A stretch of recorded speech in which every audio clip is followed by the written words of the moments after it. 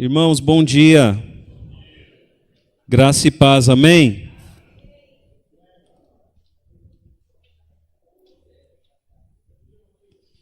Vamos abrir a palavra de Deus em Êxodo, meus irmãos, no capítulo de número 3. Êxodo, capítulo de número 3.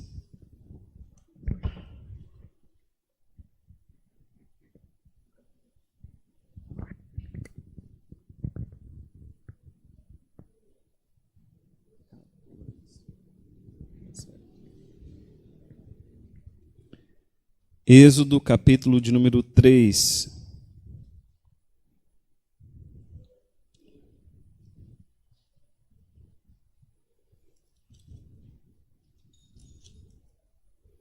A partir do versículo de número 1.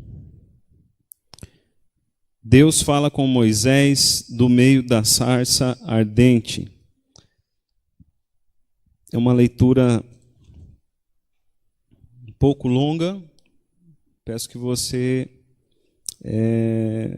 se esforce para não se distrair. Apacentava Moisés o rebanho de Jetro, seu sogro, sacerdote de Midian, e levando o rebanho para o lado ocidental do deserto, chegou ao monte de Deus, a Horebe.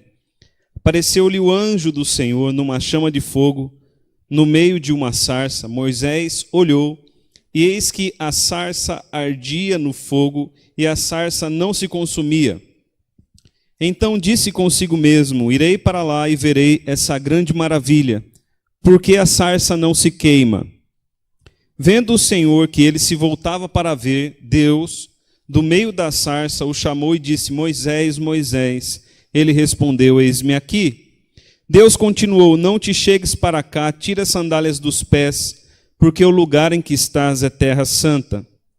Disse mais: eu sou o Deus de teu pai, o Deus de Abraão, o Deus de Isaque, o Deus de Jacó. Moisés escondeu o rosto, porque temeu olhar para Deus. Disse ainda ao Senhor: certamente vi a aflição do meu povo que está no Egito, e ouvi o seu clamor por causa dos seus exatores. Conheço-lhe o sofrimento. Por isso desci a fim de livrá-lo da mão dos egípcios e para fazê-lo subir daquela terra a uma terra boa e ampla, terra que mana leite e mel, o lugar do cananeu, do eteu, do amorreu, do ferezeu, do eveu e do jebuseu. Pois o clamor dos filhos de Israel chegou até mim, e também vejo a opressão com que os egípcios os estão oprimindo. Vem agora e te enviarei a Faraó, para que tires o meu povo, os filhos de Israel, do Egito. Então disse Moisés a Deus: quem sou eu para ir a Faraó e tirar do Egito os filhos de Israel? Deus lhe respondeu: eu serei contigo, e este será o sinal de que eu te enviei. Depois de haveres tirado o povo do Egito, servireis a Deus neste monte. Disse Moisés a Deus: eis que quando eu vier aos filhos de Israel e lhes disser: o Deus de vossos pais me enviou a vós outros, e eles me perguntarem: qual é o seu nome? Que lhes direi? Disse Deus a Moisés: eu sou o que sou. Disse mais: assim dirás aos filhos de Israel: eu sou, me enviou a vós outros. Disse Deus ainda a Moisés: assim dirás aos filhos de Israel: o Senhor, o Deus de vossos pais, o Deus de Abraão, o Deus de Isaque, o Deus de Jacó, me enviou a vós outros. Este é o meu nome eternamente, e assim serei lembrado de geração em geração. Vai ajunta os anciãos de Israel e diz-lhes: o Senhor, o Deus de vossos pais, o Deus de Abraão, o Deus de Isaque, o Deus de Jacó, me apareceu dizendo: em verdade vos tenho visitado e visto o que vos tem sido feito no Egito. Portanto, disse eu: far-vos-ei subir da aflição do Egito para a terra do cananeu, do eteu, do amorreu, do ferezeu, do eveu e do jebuseu, para uma terra que mana leite e mel. E ouvirão a tua voz. Irás com os anciãos de Israel ao rei do Egito, lhes dirás: o Senhor, o Deus dos hebreus, nos encontrou. Agora, pois, deixa-nos ir caminho de 3 dias para o deserto, a fim de que sacrifiquemos ao Senhor nosso Deus. Eu sei, porém, que o rei do Egito não vos deixará ir se não for obrigado por mão forte. Portanto, estenderei a mão e ferirei o Egito com todos os meus prodígios que farei no meio deles, depois vos deixará ir. E darei mercê a este povo aos olhos dos egípcios. E quando sairdes, não será de mãos vazias. Cada mulher pedirá à sua vizinha e à sua hóspeda joias de prata e joias de ouro e vestimentas, as quais poreis sobre vossos filhos e sobre vossas filhas, e despojareis os egípcios. Respondeu Moisés: mas eis que não crerão, nem acudirão à minha voz, pois dirão: o Senhor não te apareceu. Perguntou-lhe o Senhor: que é isso que tens na mão? Respondeu-lhe: um bordão. Então lhe disse: lança-o na terra. E o lançou na terra, e o bordão virou uma serpente, e Moisés fugia dela. Disse o Senhor a Moisés: estende a mão e pega-lhe pela cauda. Estendeu ele a mão, pegou-lhe pela cauda, e ela se tornou em bordão, para que creiam que te apareceu o Senhor, Deus de seus pais, o Deus de Abraão, o Deus de Isaque, o Deus de Jacó. Disse-lhe mais o Senhor: mete agora a mão no peito. Ele o fez, e tirando-a, eis que a mão estava leprosa, branca como a neve. Disse ainda o Senhor: torna a meter a mão no peito. Ele a meteu no peito novamente, e quando a tirou, eis que se havia tornado como o restante da sua carne. Se eles não te crerem, nem te atenderem à evidência do primeiro sinal, talvez crerão na evidência do segundo.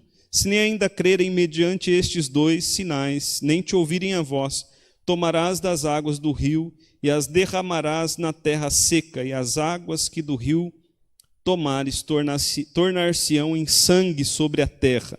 Então disse Moisés ao Senhor: ah, Senhor, eu nunca fui eloquente, nem outrora, nem depois que falaste a teu servo, pois sou pesado de boca e pesado de língua.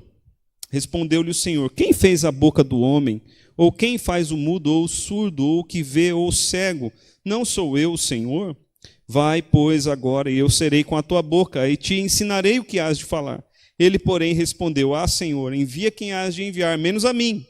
Então se acendeu a ira do Senhor contra Moisés, e disse: não é Arão, o levita, teu irmão? Eu sei que ele fala fluentemente, eis que ele sai ao teu encontro, e vendo-te, se alegrará em seu coração. Tu, pois, lhe falarás e lhe porás na boca as palavras. Eu serei com a sua boca e com a dele, e vos ensinarei o que haveis de dizer. Ele falará por ti ao povo, ele te será por boca, e tu lhe serás por Deus. Toma, pois, este bordão na mão, com o qual hás de fazer os sinais. Vamos orar, meus irmãos. Coloque seu coração diante de Deus e peça a Deus o entendimento da palavra. Peça a Deus que fale aos nossos corações. Peça a Deus que traga sobre nós o despertamento que tanto precisamos.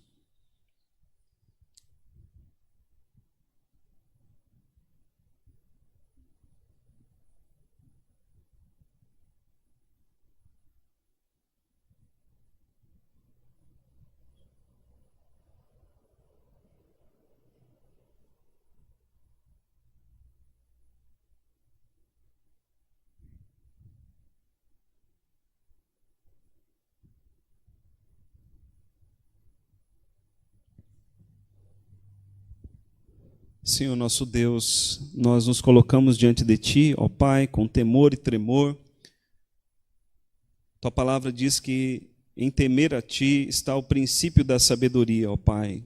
E nós pedimos esse temor sobre nós, esse temor, esse respeito profundo diante da Tua palavra, ó Deus. Pedimos essa reverência, pedimos em nome de Jesus Cristo que o Teu Espírito Santo, que sonda mentes e corações, que fala aos corações, o seu Espírito que nos guia a toda a verdade, o Espírito, Pai, que foi dado à igreja. Pedimos, ó Deus, que o Teu Espírito fale conosco agora, em nome de Jesus. Pedimos, Pai, para a glória do Teu nome, ó Deus, um despertamento sobre as nossas vidas. Um despertamento, ó Deus, para ouvirmos a Tua voz, um despertamento para orarmos, ó Deus, um despertamento para crermos na tua soberania, um despertamento para nos levantarmos em santidade, justiça e retidão, no nosso tempo, ó Pai, um despertamento para sermos usados por Ti. Pedimos, Pai, em nome de Jesus, a Tua graça sobre nós, que o Senhor de fato a derrame sobre as nossas vidas, ó Pai. Perdoa, Pai, nossos pecados. Perdoa, Pai, todas as nossas negligências. Em nome de Jesus Cristo, ó Deus. Perdoa as nossas falhas, purifica-nos de toda injustiça. Faz-nos ver, ó Pai, a Tua santidade e nos prostrarmos diante de Ti, Pai, mas que nós possamos nos prostrarmos e nos levantarmos diferentes, ó Deus. Em nome de Jesus. Pedimos que a Tua graça seja derramada nessa manhã. Pedimos, Pai, que aqui haja o trabalhar dos Teus anjos e do Teu Santo Espírito. Fala conosco agora, em nome de Jesus. Amém. Irmãos, Romanos capítulo 11, versículo 36. Alguém poderia ler? Enquanto os irmãos acham aí, eu vou fechar essa janela aqui, porque o sol está forte aqui para mim. Obrigado, Aura. Romanos capítulo 11, versículo 36. Tem na folha, você pode achar o texto ou ler na folha. Gostaria que alguém lesse.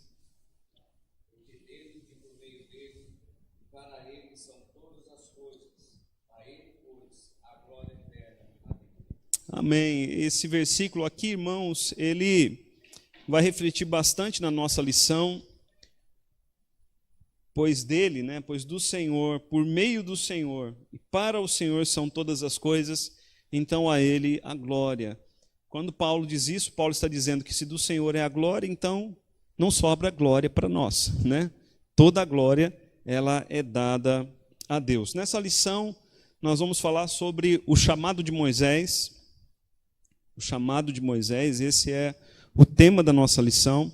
Vamos ver como Moisés ele foi preparado por Deus e chamado por Deus para ser o libertador da nação de Israel ali no Êxodo, e vamos fazer algumas aplicações, então, para as nossas vidas e para o nosso tempo. Gostaria que você olhasse para a folha e acompanhasse. Então, nessa lição, veremos como Moisés foi extraordinariamente chamado e capacitado por Deus para ser o libertador de Israel da escravidão que o povo de Deus sofria no Egito. Por que extraordinariamente? Porque o chamado de Moisés, ele foi de fato um chamado extraordinário, não ordinário. Foi um chamado onde Deus fala com Moisés ali através de uma sarça que ardia com fogo, mas não se consumia. E ali, então, Deus, como nós lemos no texto, chama Moisés para usar Moisés, para que Moisés libertasse o povo de Israel da escravidão do Egito. Nessa época, Moisés já estava no deserto, no deserto de Midian, há 40 anos. Então, Moisés ele tinha 80 anos de idade. Nós podemos conferir isso ali em Êxodo capítulo 7, versículo 7. Alguém pode achar e ler bem alto para a gente? Êxodo capítulo 7, versículo 7.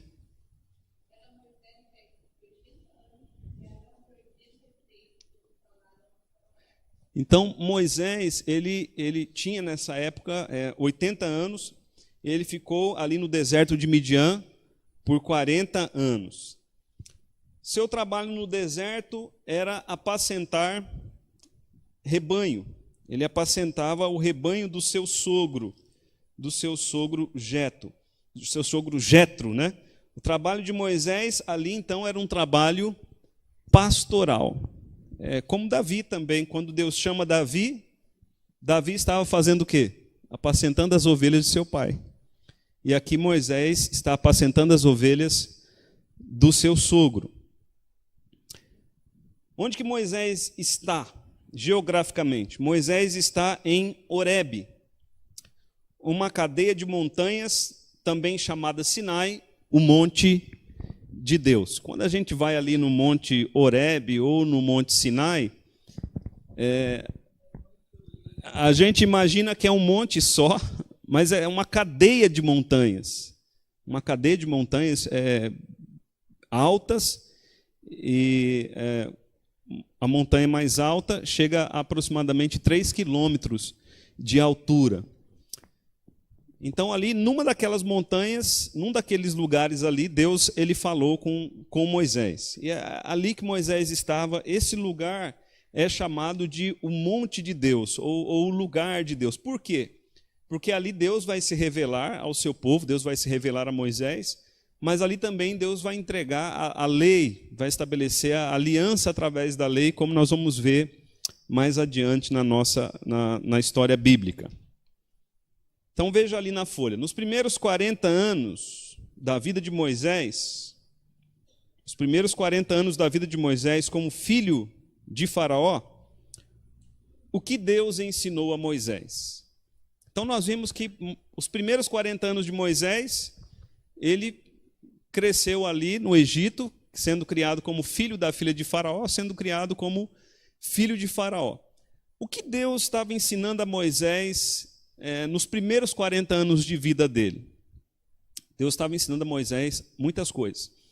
Deus estava ensinando a Moisés como governar um povo, como liderar um povo. Porque, irmãos, só tem um jeito de você aprender a governar um povo: aos pés de um governador, aos pés de um administrador. Faraó era um governador, Faraó era um imperador.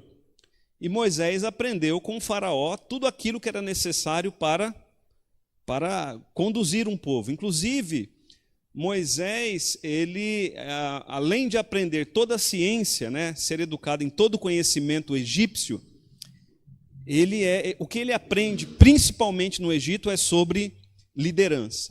Quando nós chegarmos em Deuteronômio, nós vamos ver que nós aprendemos que Deuteronômio é o quê? Repetição da lei. Muitas vezes a gente lê Deuteronômio e a gente fica se perguntando, por que a gente tem Deuteronômio? Repetição da lei. Só que Deuteronômio não é o nome original do livro de Deuteronômio.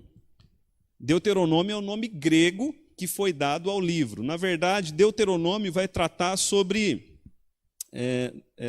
Deuteronômio é um documento redigido por Moisés como um tratado de suzerania. O que é isso? Eu vou explicar.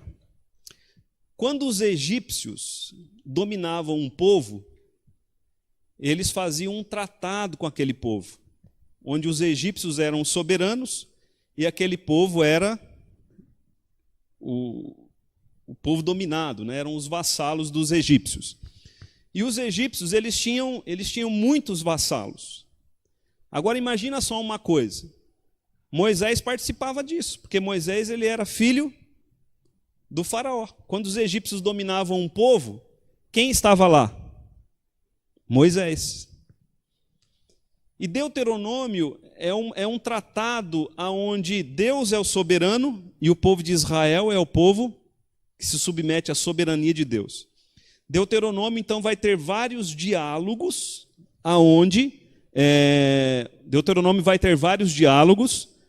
aonde Deus vai mostrar a sua soberania sobre o povo de Israel.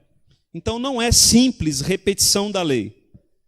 Nós aprendemos que Deuteronômio é a repetição da lei, mas não é. É um tratado de suzerania, um tratado de soberania, onde Deus é o soberano e o povo de Israel se submete à soberania de Deus. E Moisés é mediador disso. Onde Moisés aprendeu isso? No Egito. Por que nós dizemos isso acerca de Deuteronômio? Porque todos os tratados de suzerania do Egito seguem o mesmo princípio de Deuteronômio. Onde Moisés aprendeu isso? No Egito. Então, no Egito, Moisés estava aprendendo como governar um povo, como conduzir um povo, como estabelecer uma nação. Porque o povo de Israel, quando sai do Egito, é um povo. E ali no deserto, o povo de Israel se torna uma nação. E tudo que é necessário para que um povo seja uma nação, né, leis, constituição e tudo mais, Moisés vai ser usado por Deus para que isso aconteça. Os irmãos estão entendendo isso? Então, onde Moisés aprendeu isso? No Egito. Foi por acaso que Moisés se tornou filho da filha de Faraó? Não. Foi pela soberania de Deus. Foi pela mão soberana de Deus. Então, Deus prepara Moisés desde o seu nascimento para a obra que ele iria realizar. Nós poderíamos citar também o exemplo do apóstolo Paulo. Paulo nasceu aonde? Em Tarso. Tarso era uma cidade onde um centro cultural. Ali em Tarso haviam discussões filosóficas. Grandes homens da cultura, da filosofia grega moravam em Tarso. Então Paulo aprendeu tanto da filosofia grega, quanto depois Paulo foi para Jerusalém ser educado aos pés de Gamaliel. E quando Paulo foi enviado para missões, com quem que Paulo tinha que discutir? Com filósofos. E aonde Paulo aprendeu a rebater os filósofos? Em Tarso. Foi por acaso que Paulo nasceu em Tarso? Não. Foi pela soberania de Deus. Amém, queridos? Os irmãos estão percebendo como Deus vai conduzindo a história? Soberanamente. Então veja ali na folha. Os primeiros 40 anos de vida de Moisés, como filho de Faraó, o que Deus ensinou a Moisés. Foi isso que nós respondemos, né? De forma sucinta. Agora, dos seus 40 a 80 anos de vida, Moisés ficou 40 anos ali no deserto, apacentando rebanhos. O que Deus estava ensinando a Moisés? Porque, irmãos, pensa comigo aqui. Parece que Moisés, né, de filho de Faraó a pastorzinho de ovelha, né? De filho de Faraó, aprendendo a dominar povos e a governar povos, a apacentar rebanhos no deserto. 40 anos. Deus não deixou Moisés pouco tempo no deserto. Não, Moisés, para apacentar a ovelha é fácil. Fica ali no deserto ali uns 5 anos, você vai aprender a apacentar rebanho. Não. Para aprender a apacentar rebanho é quanto tempo, irmãos? 40 anos. É 40 anos para aprender a governar e 40 anos para aprender a apacentar. Então, o que Moisés ficou fazendo ali 40 anos no deserto? Ele aprendeu 2 coisas no deserto, pelo menos 2 coisas. A paciência de um pastor, o amor de um pastor, o cuidado de um pastor com as ovelhas. Aprendeu a apacentar rebanhos, guiar ovelhas. Porque Moisés não é chamado a ser um imperador como o Faraó. Moisés é chamado a ser um pastor. Ele tem a sabedoria de um governador e o coração de um pastor. Deus vai forjando Moisés. Porque o Faraó só tinha um coração de governador. Moisés não. Moisés tinha a sabedoria de um governador, o conhecimento de um governador e o coração de um pastor. Moisés aprendeu isso no deserto. Outra coisa que Moisés aprendeu no deserto. No deserto, Moisés aprendeu o que é o deserto. Porque ele teria que conduzir o povo no deserto por 40 anos. Então Deus mostra para Moisés o campo onde ele iria conduzir o povo. Deus mostra para Moisés o que é o deserto e como sobreviver num lugar de aridez. Num lugar que não tem vida, o que não produz vida. No deserto tem muita vida, né? Mas não vida como nós, não vida de plantas, né? E de vida, né? De água, não vida nesse sentido, mas tem lá vida, né? Serpentes e escorpiões, né? E esses tipos de animais. Então Moisés ele aprende a sobreviver no deserto. Isso levou o tempo de 40 anos. Então, fico pensando uma coisa. Moisés, para ser um homem completo, ou quase completo, demorou 80 anos. 80 anos. Isso me traz consolo quanto aos meus erros no ministério. Porque a gente vai ficando mais velho, vai adquirindo experiência e vai aprendendo. Né? Moisés ele já começou errando, já matando um egípcio. A gente comete erros, mas Deus ele vai trabalhando e preparando a gente para aquilo que ele tem para nós. Oi.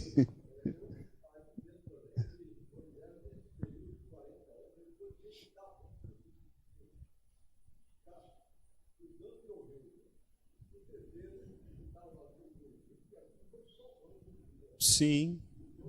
Amadurecendo, né?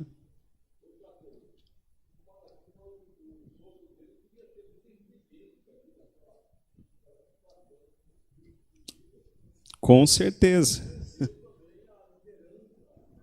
Com o sogro, né? O presbítero Manuel está falando aqui que o Moisés deve ter aprendido muito com o sogro dele, que o sogro dele devia conhecer do deserto e de tudo aquilo. Com certeza. Né? Ele aprendeu muito com o seu sogro. Inclusive, o sogro dele era sacerdote.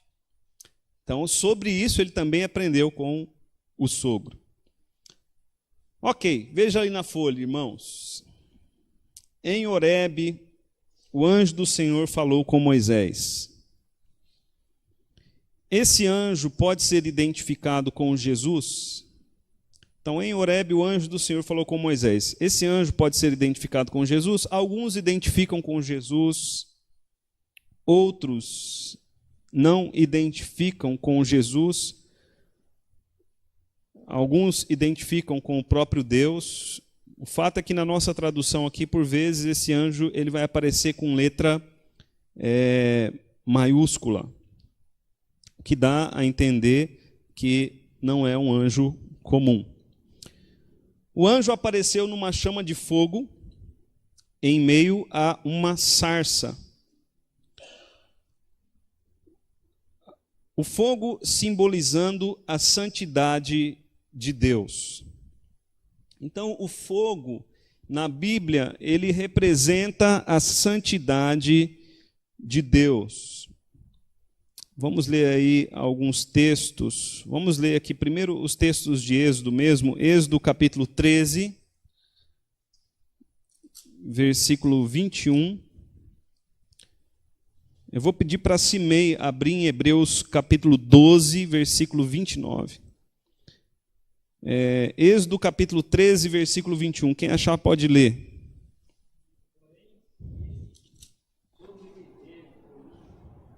Não. Êxodo capítulo 13, versículo 21.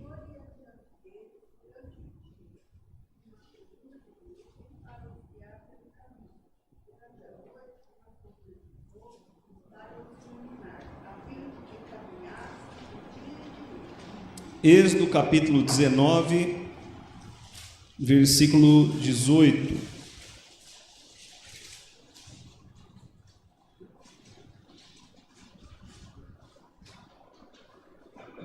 Quem achar pode ler. Todo o monte Sinai fumegava, porque o Senhor descera sobre ele em fogo. A sua fumaça subiu como fumaça de uma fornalha, e todo o monte tremia grandemente. Vamos ler Hebreus 12, 29. Então, o fogo, na Bíblia, ele tem um sentido geralmente, né? Lógico que a gente tem que sempre analisar o contexto em que ele aparece. Mas, geralmente, ele tem o sentido de mostrar a santidade de Deus. Porque o fogo, ele significa duas coisas. O fogo, ele é purificação, né? Ele purifica. O fogo no ouro faz o quê? Purifica. Então, a santidade de Deus, ela traz a purificação para o seu povo. Mas o fogo também, ele é condenação. Então, ele tem esses dois significados, santificação e condenação. E, às vezes, a mesma coisa, um acontecimento só, ele pode significar santificação e condenação. Por exemplo, lá em Pentecostes, quando o Espírito Santo apareceu, ele desceu em línguas como de... Não eram línguas de fogo, eram línguas como de fogo. E ali as línguas serviram para duas coisas. Uma, salvação. Pedro pregou e 3.000 pessoas se converteram. Então, ali trouxe purificação. mas também condenação, porque muitos não creram. Então, por isso que a Bíblia diz que Jesus ele vai batizar com o Espírito Santo e com fogo. O Espírito, quando Jesus batiza com o Espírito Santo, é que o batismo de Cristo, ao mesmo tempo, traz salvação, e fogo ali no texto é condenação. Então, o fogo, ele mostra a santidade de Deus. Ele mostra aqui a santidade de Deus. E a gente poderia usar muitos outros textos para mostrar a mesma coisa. Então, Deus ali mostra a sua santidade a Moisés. Só que Moisés, na hora, ele não entende. Veja ali na folha. Moisés, tomado pela curiosidade, ele faz o quê? Se aproxima. A sarça ardia, não se consumia. Moisés disse: por que o fogo não consome a sarça? Vou me aproximar e ver que maravilha é essa. Só que quando ele vai se aproximando, Deus diz o que para Moisés? Tire as sandálias dos pés, pois o lugar em que estás é terra santa, né? Tire as sandálias dos pés, porque o lugar em que estás é terra santa. Isso está ali no capítulo 3, no versículo de número 5. Por que, irmãos, que a terra era santa? Porque Deus estava ali. Era uma terra, um lugar separado. Deus estava ali naquele lugar. E o que faz de um lugar santo é a presença de Deus nele. Então, se Deus está aqui, esse lugar é santo. Se Deus habita em você, se você é templo do Espírito Santo, Deus habita em você, você é santo. Por isso que Paulo vai dizer aos santos em Corinto, aos santos, poderia dizer aos santos em rancharia. Por quê? Porque nós somos a habitação de Deus. E aonde Deus está é terra santa.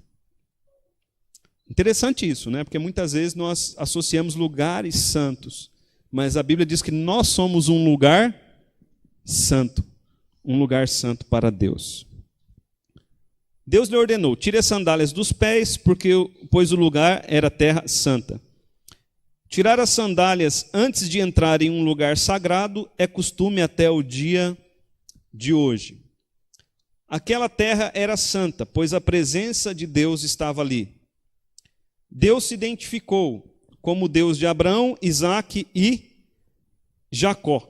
Se nós olharmos ali no versículo de número 6, alguém pode ler o capítulo 3, versículo 6? Bem alto para nós.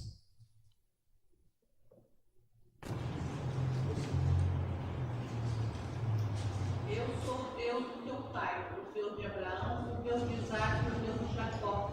Moisés escondeu o rosto porque temeu olhar para Deus. Quando Deus diz assim: eu sou o Deus de Abraão, de Isaque e Jacó. Vamos prestar atenção só nessa parte do versículo, depois a gente estuda a outra parte, né? Eu sou o Deus de Abraão, de Isaque e Jacó.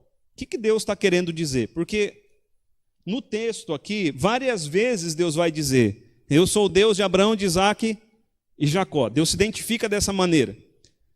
Depois Deus vai dizer assim para Moisés: Moisés, vá aos filhos de Israel e diz para eles: o Deus de Abraão, de Isaque e Jacó, né?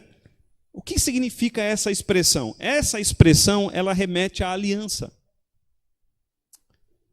Sempre que Deus se identifica como Deus de Abraão, de Isaque e Jacó, Deus está se identificando como Deus da aliança.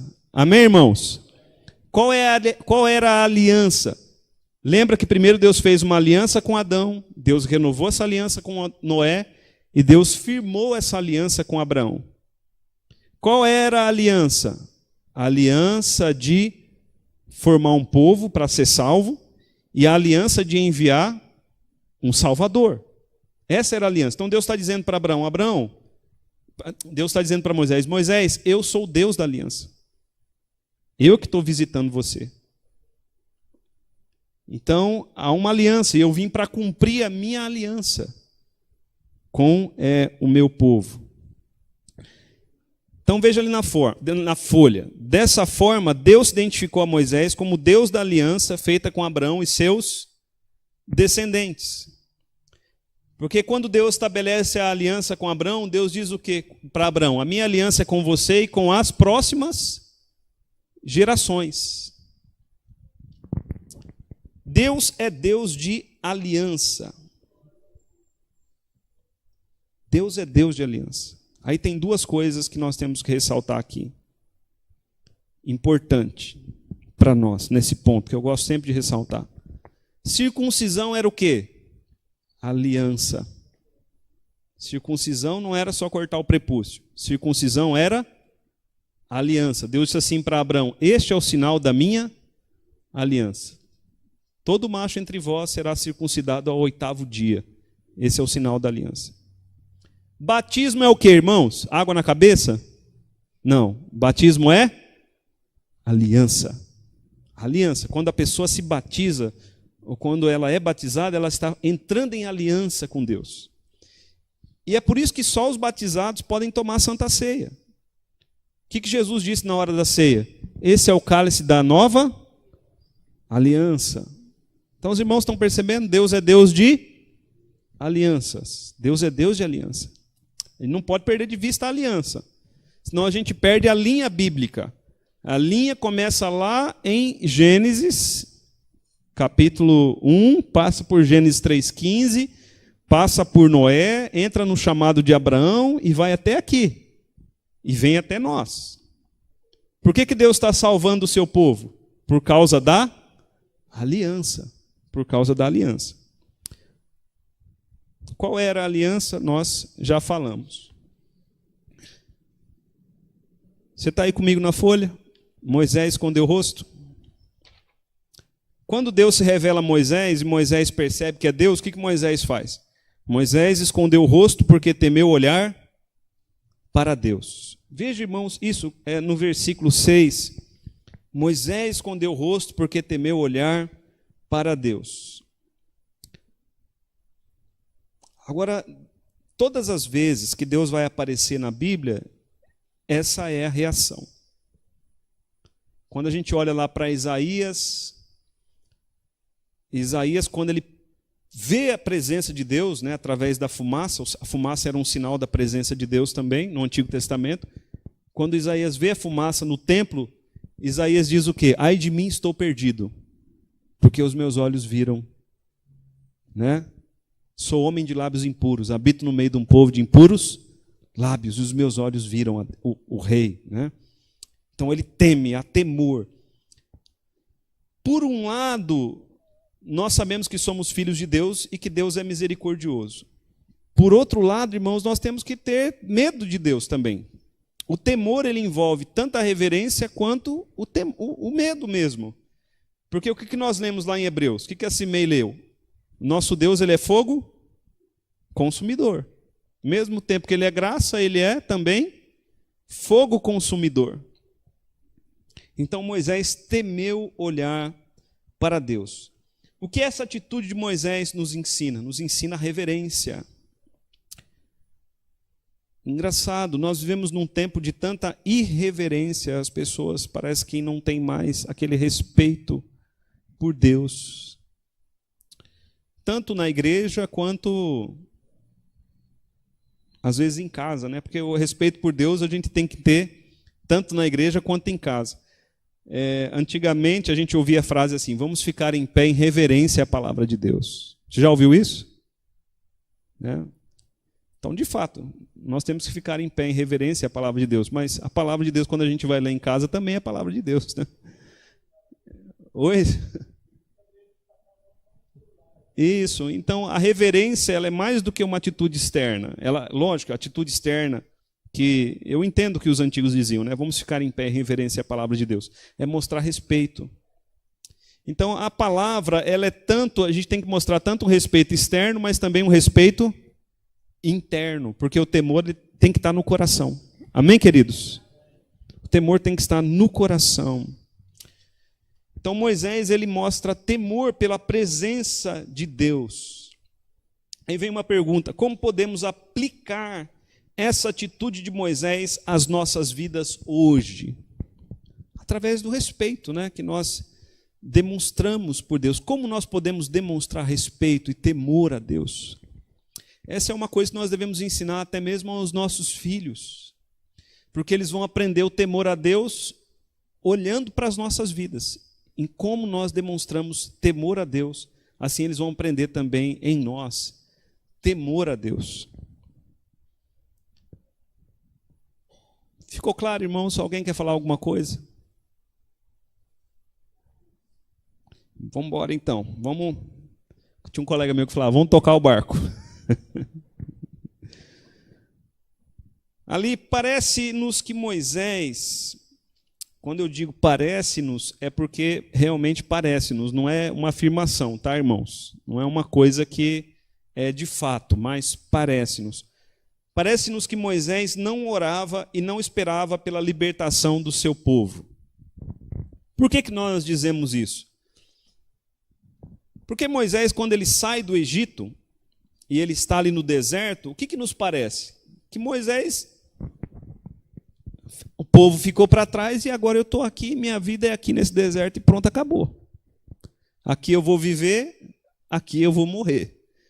Parece que era isso que Moisés tinha na cabeça. O texto não mostra que Moisés ele orava, Senhor, vem, visita Israel, né, me usa como libertador. O texto não mostra isso. Tanto que quando Deus chama Moisés, Moisés diz o que para Deus? Senhor, manda qualquer outro, menos a mim. Eu até achava que eu ia ser libertador, mas depois que eu matei o egípcio, né? Então, parece que essa esperança de que o povo de Israel fosse salvo, fosse tirado das mãos dos egípcios, já não mais permeava o coração de Moisés. Ele já não era jovem, estava com 80 anos. Estaria ele pensando em aposentadoria? Né? Tem gente que pensa assim, mas na época do Moisés, o pessoal que tinha 80 anos era fortão. Isso aí, irmãos, é lá na época antes de Noé, antediluviana. Se você ler o Salmo 90, o que Moisés vai dizer no Salmo 90? O homem vive até aos 70, tendo vigor aos 80. Depois disso vem enfado e canseira. Quem escreveu isso foi Moisés. E Deus chama Moisés com quantos anos aqui? Na época que ia começar o enfado e a canseira. Deus chama Moisés com 80 anos. Será que Moisés estava pensando em aposentadoria? Irmãos, isso nos faz refletir em uma coisa. Muitas vezes, tem muita gente na igreja que já se aposentou, ministerialmente. A pessoa se acha velha para servir. Não. Deus chama, Deus nos chama. O que diz Joel? O Espírito será derramado sobre toda a carne. Os jovens terão visões e os velhos sonharão. Então, está aí, né? Deus havia prometido, veja ali na folha. Deus havia prometido a Abraão que 400 anos depois libertaria seu povo. 400 anos haviam se passado. O Deus da aliança vem até Moisés para chamá-lo e despertá-lo para ser libertador de Israel. Então, olhe para a história, vamos pensar na macro-história. 400 anos atrás, Deus disse para Abraão, Abraão, o povo vai ficar 400 anos no Egito. 400 anos tinham se passado. É hora de Deus agir. É como Deus fez com Daniel. Deus disse a Jeremias, o povo vai ficar 70 anos na Babilônia. Daniel estava na Babilônia, os 70 anos haviam se passado. Era tempo de Deus agir, porque Deus é Deus de aliança. Amém, irmãos? Deus é Deus de aliança. Quando dá o tempo, Ele vem e cumpre o seu papel na aliança. O Deus da aliança vem até Moisés para chamá-lo e despertá-lo para ser libertador de Israel. Pois, viu a aflição do povo. Então Deus diz ali para Moisés nos versículos 7 e 9 do capítulo 3. Vi a aflição do meu povo. Depois Deus vai dizer assim, ouvi o seu clamor. É a segunda razão. Lembrando aqui que a oração foi despertada pelo sofrimento. Nós vimos isso semana passada. Sofrimento que Deus permitiu ou enviou através de Faraó. Era momento de livrar o povo das mãos dos egípcios e levá-lo para a terra prometida. Há um jogo de palavras que vai do versículo 7, aliás, no versículo 7 e no versículo 8, tem um jogo de palavras. Se você quiser riscar aí as palavras, tá? No versículo 7 vai ter a expressão: vi, ouvi, conheço-lhe. Disse ainda o Senhor: certamente vi a aflição do meu povo que está no Egito.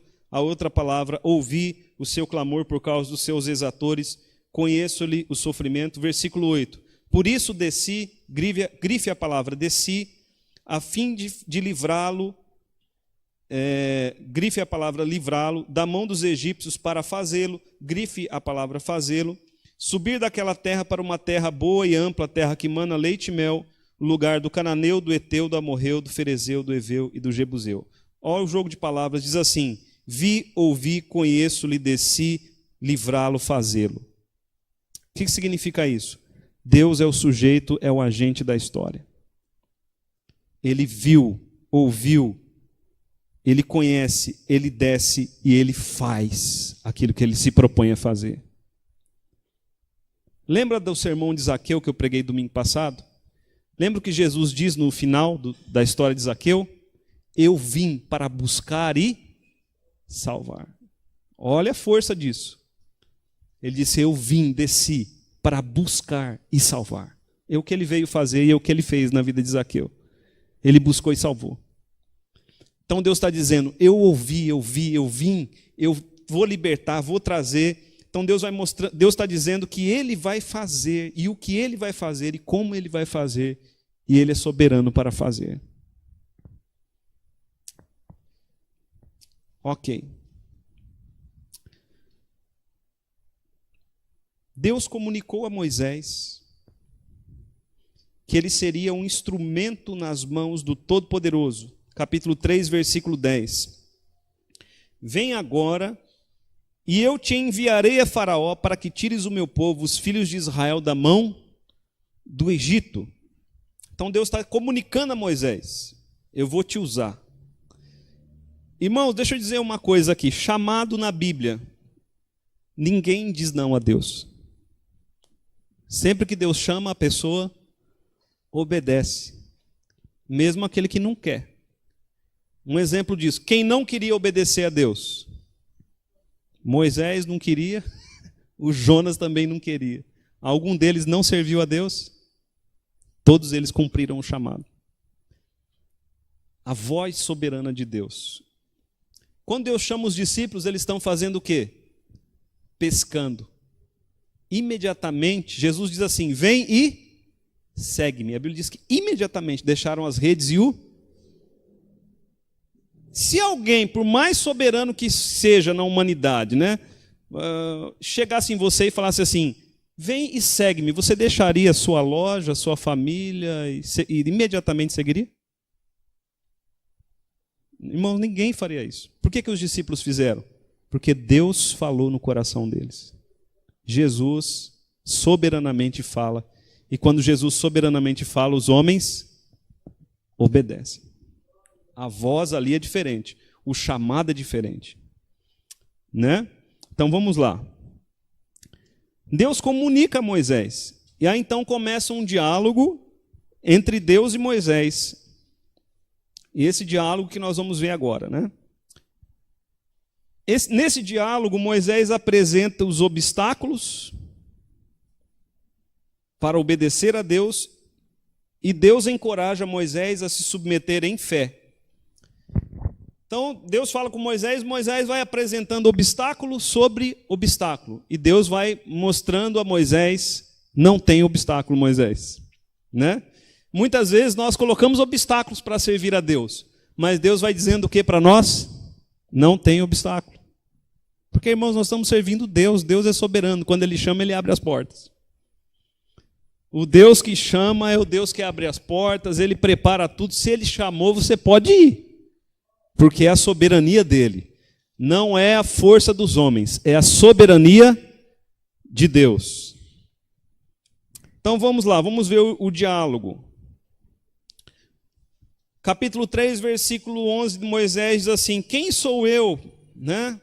Quem sou eu para ir a Faraó e tirar o povo, os filhos de Israel da escravidão? Então essa é a primeira desculpa de Moisés. Quem sou eu? E muitas vezes essa é a desculpa que nós damos a Deus. Senhor, quem sou eu, né, para pregar teu evangelho? Quem sou eu? Nós ficamos escondidos atrás dessa desculpa. Quem sou eu? E a resposta de Deus a Moisés é: eu serei contigo. Moisés, de fato, você não é grande coisa, mas eu serei contigo. Eu serei contigo. Os irmãos se lembram quando Deus chamou Gideão? Deus disse assim, a primeira coisa que foi dita para Gideão foi isso: vai nessa tua força. Homem valente, né? Homem valente. O que Gideão estava fazendo? Se escondendo atrás do lagar, né? Se escondendo, e Deus diz assim para ele: homem valente.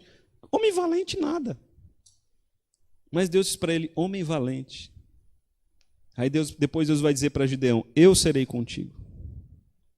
E vencerás os midianitas como se fossem um só homem. Eu serei contigo. Então Deus diz para Moisés: eu serei contigo. E Deus dá um sinal para Moisés. Depois que o povo sair do Egito, vai servir a Deus nesse monte. Era um sinal posterior, né? Por quê? Porque Deus chama homens de fé e Moisés deveria crer. Moisés deveria crer que Deus libertaria o povo e eles adorariam naquele monte. Então era esse o sinal que Deus daria a Moisés. Depois da libertação vocês vão adorar nesse monte. Irmãos, sabe qual o sinal que Deus dá para nós a respeito da ressurreição de Jesus? Ele vai voltar e nós vamos adorar na glória. Bem-aventurado aqueles que não viram e creram. Nós temos que andar por fé. Tem muita gente pedindo: Senhor, dá sinal, dá sinal. Deus vai dar um sinal. Jesus Cristo vai voltar e aqueles que creem vão adorar no reino da glória. E aqueles que não creem vão ficar fora desse reino. Esse será o sinal. Deus diz a Moisés: depois que vocês saírem, vocês vão adorar nesse monte. Desculpa de Moisés, uma nova desculpa de Moisés. Capítulo 3, versículo 13. Disse Moisés a Deus: eis que quando eu vier aos filhos de Israel e lhes disser: o Deus de vossos pais me enviou a vós outros, e eles me perguntarem: qual o seu nome? Que lhes direi? E a resposta de Deus a Moisés é: eu sou o que sou, eu sou te enviou. Né? Eu sou o que sou, eu sou te enviou a vós outros. O Deus de Abraão, Isaque e Jacó é quem enviou, o Deus da aliança. Veja ali na folha, vira a folha. Importante que você vire agora. Eu vou ler ali no começo, né? Resposta de Deus, capítulo 3, versículo 14. Eu sou o que sou, eu sou te enviou. O Deus de Abraão, Isaque e Jacó te enviou, o Deus da aliança. Capítulo 3, versículo 15. Este é o meu nome eternamente. E está aí o tetragrama sagrado. O nome sagrado aparece aqui, o nome de Deus, usado para o estabelecimento da aliança. O que podemos dizer desse nome? Então, vou ler com você o versículo 15, tá? Capítulo 3, versículo 15. Disse Deus mais a Moisés: assim dirás aos filhos de Israel: o Senhor, o Deus de vossos pais, o Deus de Abraão, o Deus de Isaque, o Deus de Jacó me enviou a vós outros. Este é o meu nome eternamente, assim serei lembrado de geração em geração. O nome usado aí é o nome que é impronunciável. Alguns pronunciam Javé, outros Jeová, mas ninguém sabe a pronúncia correta desse nome. No hebraico não existe vogal, não tem A, E, I, O, U, só tem consoante. Então, se você vê aí o tetragrama sagrado, né, que está aí um Y, um H, um W e um H, como é que você vai ler isso sem A, I, O, U? No hebraico não tem. E se fosse para ler, era ao contrário, viu, irmãos? É H, W, H, Y. Então, não é fácil de ler isso aí. Então, é um nome que não tem pronúncia. Os judeus temiam pronunciar esse nome. Por isso, a vocalização desse nome se perdeu. Então, o testemunho de Jeová vai dizer, é Jeová. Isso eles vão dizer, né? Outros vão dizer Javé. A gente pode dizer Jeová? Pode dizer Jeová, mas a gente tem que saber que essa não é a pronúncia correta. Ok? Agora, o que nós podemos dizer desse nome? Todas as vezes que Deus vai se revelar como Deus da aliança, Ele vai usar esse nome. Lembra que Deus tem vários nomes. Os nomes de Deus revelam o caráter de Deus. Então Deus é El Shaddai, Elohim, Adonai. Ok? Você já ouviu esses nomes? Elohim é o nome que aparece lá em Gênesis capítulo 1, versículo 1. Ele é Adonai, o Deus todo soberano, né? Ele tem vários nomes. Mas esse nome aí do tetragrama sagrado é o nome que ele se revela como Deus da aliança. Quando Deus vai estabelecer a sua aliança, ele se revela com esse nome. Então Deus já vai dizendo, dize ao povo que eu sou o Deus da aliança. Eu sou o Deus de Abraão, de Isaque e de Jacó. Eu vim para cumprir a aliança que eu fiz com Abraão, com Isaque e com Jacó, Moisés. É isso que você tem que dizer para o povo. O povo já conhece a história. Diga que esse é o meu nome, eu sou o que sou. Eu sou o Deus Todo-Poderoso, soberano, eterno. Esse é o meu nome e assim serei lembrado de geração em geração. Eu vim para ratificar com esse povo de agora a aliança já estabelecida antes com Abraão. É isso que Deus está fazendo aqui nesse texto. É a profundidade do texto, é essa.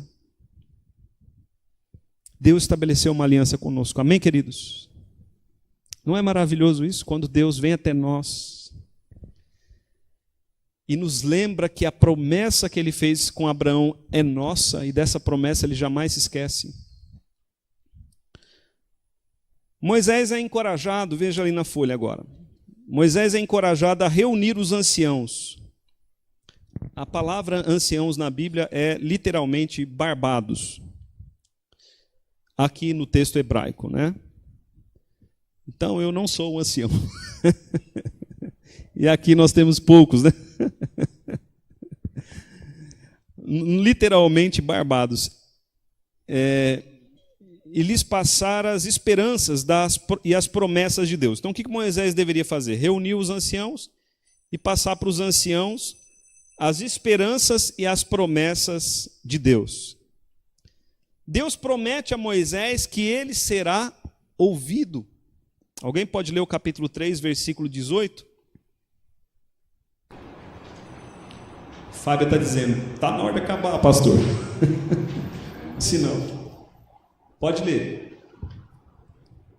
Capítulo... Ouvirão a tua voz, e irás como os anciãos de Israel ao rei do Egito, e lhe dirá, o Senhor, o Deus dos Hebreus, nos encontrou. Agora, pois, deixa-nos ir caminho de 3 dias para o deserto, a fim de que sacrifiquemos ao Senhor nosso Deus. Irmãos, outra coisa aqui, importante para nós. Deus nunca diz assim, olha, vai lá que talvez vão te ouvir. Não, Deus diz, vai lá, eles vão te ouvir. Deus afirma 2 coisas aqui, o povo de Israel vai te ouvir e o faraó não vai te ouvir. Porque quem é que faz ouvir a voz? É o próprio Deus. Então Deus diz assim, olha, vai lá os anciãos de Israel, fala com eles, eles vão te ouvir. Depois você vai lá e fala com o faraó. Faraó não vai te ouvir. Isso acontece lá também no texto de Isaías 6. Deus diz assim para Isaías, vai e prega. Eles não vão te ouvir. Isaías diz, até quando? Deus diz, até quando eu quiser. Depois 1/10 parte deles vai te ouvir. Interessante isso, né? A soberania de Deus. Deus diz para Moisés, vai, os anciãos vão te ouvir. Então Deus promete a Moisés que ele será ouvido. Porque Moisés pede uma garantia para Deus. Deus, quem garante que eles vão me ouvir? Deus diz, vai que eles vão te ouvir. Eu que garanto. Depois que eles vão te ouvir, depois você vai falar com o faraó, junto com eles. Na Bíblia, nunca um homem faz as coisas sozinho. Deus sempre age em colegiado. Quando Moisés vai falar com o faraó, Moisés nunca vai sozinho. Está sempre Arão e os anciãos de Israel junto. Mesmo quando a Bíblia diz que foi Moisés, nunca imagine Moisés sozinho. Moisés está sempre com os anciãos. Por que Moisés está sempre com os anciãos? Aliás, por que a Bíblia então diz, e foi Moisés? Porque Moisés é o representante. A ideia de colegiado está sempre na Bíblia, inclusive no Novo Testamento. Mas vamos lá. Deus diz a Moisés tudo o que iria acontecer no Egito, do início ao fim. Irmãos, isso é maravilhoso. Deus diz assim para Moisés, Moisés, tudo que vai acontecer no Egito, Deus diz para Moisés, Faraó não vai te ouvir, eu vou te mandar as 10 pragas, depois vocês vão sair de lá com grandes riquezas. Moisés, fica sossegado. Vão vir obstáculos, mas olha, eu estou no controle de tudo. Nada acontece antes de Moisés ser avisado. Lá no chamado de Moisés, ele já é avisado das coisas que vão acontecer. Deus é o Senhor da história. Amém, irmãos? Está aí vários textos para você ler depois na sua casa e confirmar isso que eu estou dizendo. Mas Moisés ainda dá uma desculpa para Deus. Deus diz assim, desculpa de Moisés, né? Moisés vai dizer para Deus, não acreditarão em mim e dirão que eu sou mentiroso. Capítulo 4, versículo 1. Respondeu Moisés, mas eis que não crerão, nem acudirão à minha voz, pois dirão, o Senhor não te apareceu. Olha como Moisés é cabeçudo, irmãos. Deus disse, eles vão te ouvir. Moisés diz assim, eles não vão me ouvir e vão dizer que eu sou mentiroso. Muitas vezes Deus diz assim para nós, vai e prega para aquela pessoa, mas a gente fala assim para Deus, Senhor, eu não vou, porque Ele não vai me ouvir. Isso, irmãos, é a gente tem que crer em Deus. Deus não disse, ide e pregai? Que eles vão crer. Por que a gente é tão relutante em obedecer a Deus? Você não percebe aqui o Moisés relutante em obedecer a Deus? Resposta de Deus. Ali, 2 minutos, né? Eu tenho. Deus concede a Moisés poderes para realizar diante do povo de Israel e de Faraó 3 sinais. Primeiro sinal, o bordão e a serpente. No Egito usavam uma coroa com uma serpente na testa. A serpente representante de Satanás, era um símbolo do Egito. Então lembra lá em Gênesis, quando a mulher foi enganada, ela foi enganada por quem? Uma serpente. No Egito eles usavam uma coroa, e na frente dessa coroa era uma serpente. Eles entendiam que a serpente poderia protegê-los. Deus assim para Moisés, Moisés, pega o teu bordão vai virar uma serpente. O que Deus está mostrando com isso? Que ele é maior do que a serpente. Ele é maior do que Satanás. E lá na frente de Faraó, quando Moisés transforma o bordão dele em serpente, os magos do Egito fazem isso também. Mas a serpente de Moisés come as dos magos do Egito, mostrando a soberania de Deus. Segunda coisa, a mão leprosa. Deus mostra seu poder para deixar enfermo e para curar. Então Deus está mostrando aqui o poder dele para deixar enfermo e para curar. O que Deus está querendo dizer a Moisés? Moisés, eu estou deixando meu povo no sofrimento por 400 anos? Estou. Mas agora é hora de eu curá-los. Eu tenho poder para isso. Eu tenho poder para deixar enfermo e tenho poder para curar. Isso não foge à minha soberania. Terceiro sinal que Deus dá ali para Moisés. Transformar águas do Nilo em sangue. O Nilo era um dos principais deuses do Egito. Assim, o Deus de Israel mostra seu poder ao expor a farsa dos deuses deste mundo. Desculpa de Moisés, capítulo 4, versículo 10. Não sou eloquente, não sei falar. Resposta de Deus. O Deus que fez tudo seria com Moisés. Moisés ainda dá mais uma desculpa no capítulo 13.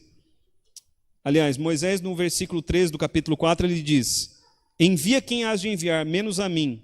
E a resposta de Deus é Arão. Arão vai falar em teu lugar.